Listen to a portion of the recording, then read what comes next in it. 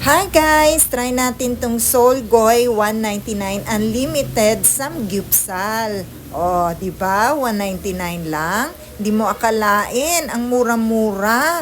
Dito lang yan sa SM Hypermarket Lopez. Okay naman ang ambience, medyo maaliwalas. At ayan, nanguna na naman si Habi. Eto, magluluto na siya. Maganda naman yung meat nila, mas lean. And then, eto yung mga side dishes. Yan ang paborito ko. And as usual, yung lettuce nila, fresh naman kung tignan mo, 'di ba? Ang ganda. Ayan, uumpisahan na yung pagluluto. Gusto ko yung meat nila, guys, kasi mas marami yung laman kaysa sa taba. Hindi katulad ng iba na parang itatapon mo na lang kasi sobrang puro taba na. Ayokong kumain ng ganon. Oh my God, ang diet ko noon, nakakatakot. At ito, may cheese na in-order si Habi. Additional yan, 50 pesos. At yung deal na kinuha namin is 199 pesos only.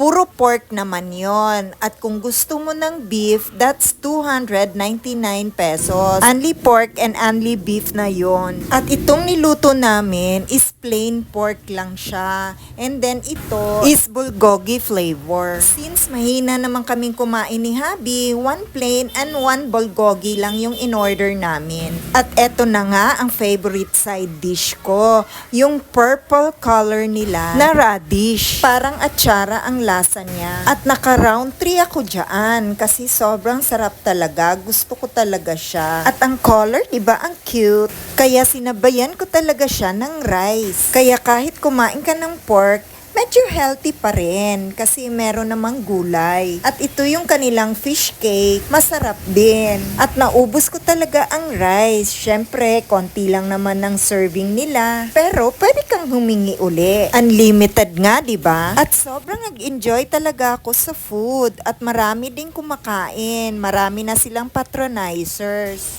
Pero ang tanong guys, kumikita pa kaya sila sa worth 199 pesos lang na samgyupsal? Paano kung malakas kumain yung pumasok?